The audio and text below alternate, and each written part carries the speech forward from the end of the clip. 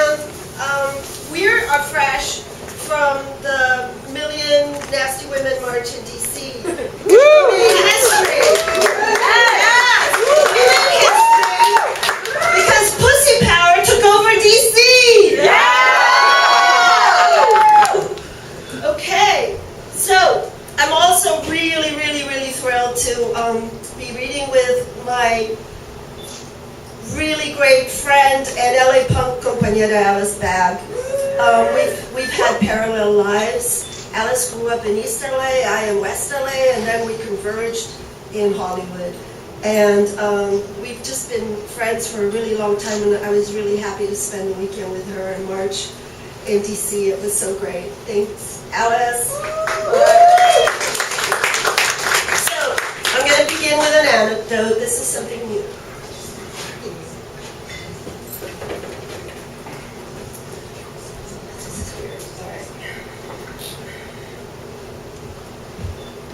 Last January, I went to visit my friend in Fort Lauderdale. Trump had just won the nomination.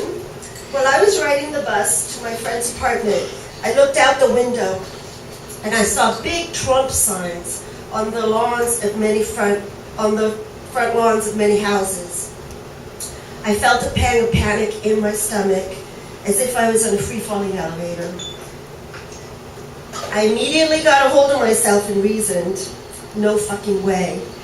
It'll never happen. It can't happen. Well, I was in Florida to escape the New York winter, and although the weather was not cooperating, it was very cloudy and humid. I was intent on seeing the sea as soon as I could. I took the bus to the beach, and by the time it reached the avenue lined with beachfront hotels and condo buildings, it was raining buckets. I ran between some buildings and took a quick look at the waves breaking onto the wet sand. My rain poncho was not enough to keep me from getting drenched, so I ran back across the street and dodged into the first bar I saw. I immediately noticed that it was a cigar bar.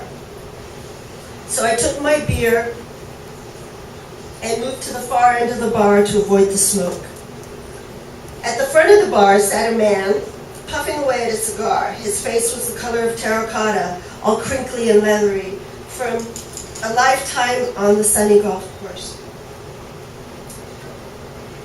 His white hair, sticking up in a crew cut, matched his white golf shirt. He stared intently at the customers, all men except for myself and two women whose white shirts and black pants told me they had just finished a casino shift.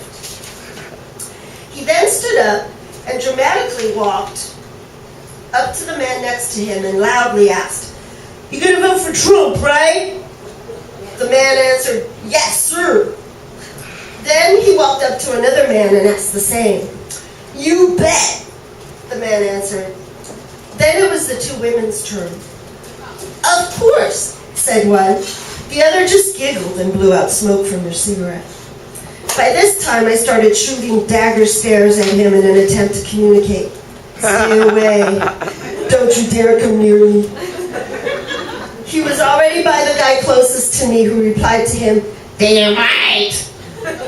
Then he was right next to me asking, "You gonna vote for Trump, right?" I said, "No hablo inglés, soy mexicana."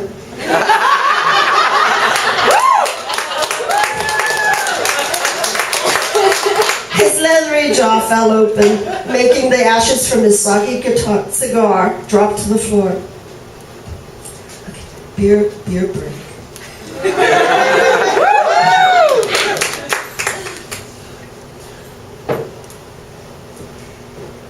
I'm not really Mexican. I'm from Chile. The country known for poetry and protest. But today we are all Mexican. We are all immigrants. We are all Muslim Americans. So on and on. Trump has bashed so many communities. Well, that pang of panic I felt on the bus in Fort Lauderdale turned out to be a premonition. The day after the election, New York City was unusually quiet and still. A city in mourning, a city in shock. The first words I heard that day as I passed two hipster women talking were, Who would vote for that monster? A mind-boggling 61 million voters did. So now we are stuck with a monster president who has no integrity, no legitimacy. Even the New York Times has called him a man-toddler. 4 years of his government could be disastrous. One thing that has helped me assimilate this reality is taking the long view. We have had some truly horrific presidents. Nixon, for example, who, with his war criminal crony Kissinger, destroyed democracy in my country. The following true story happened during another horrible president, Ronald Reagan.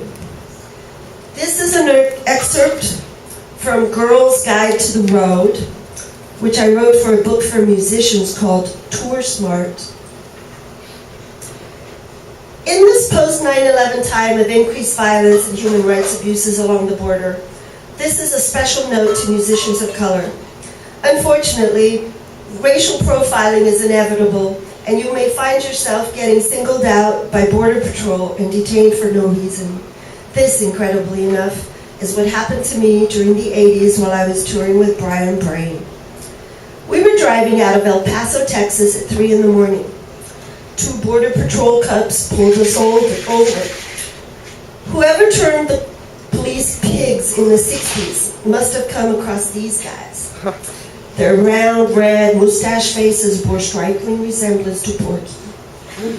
They assumed that a British punk rock band had gone down to party in Mexico and was smuggling in a Mexican señorita. Now, I never knew that Texas got cold in winter, sub-freezing in fact, especially at night.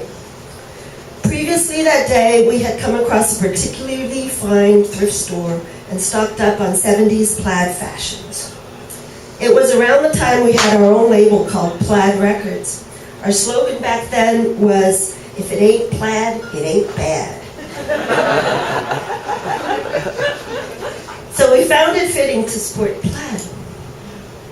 Because of the cold, I was wearing about 3 layers of clothes, including an outer layer of red and white plaid bell-bottom, golf pants, and a mismatched plaid jacket. I had just smoked a blunt and I was sleeping under a blanket in the back of the van when I was awakened by the border cops' southern drawl and their flashlight beaming on my face as they brusquely tore off the blanket and asked me to step out of the van. The fact that I spoke perfect English without a Spanish accent did not register with them. Likewise, they were not fazed by the fact that my bandmate Martin's H-1 visa had expired. They had little concern with any Caucasians present. They were just focused on the Latina in strange plaid clothes. I told them I was a citizen of their great country, but La Migra would not accept my California driver's license, the only ID I had as proof that I was in the country legally.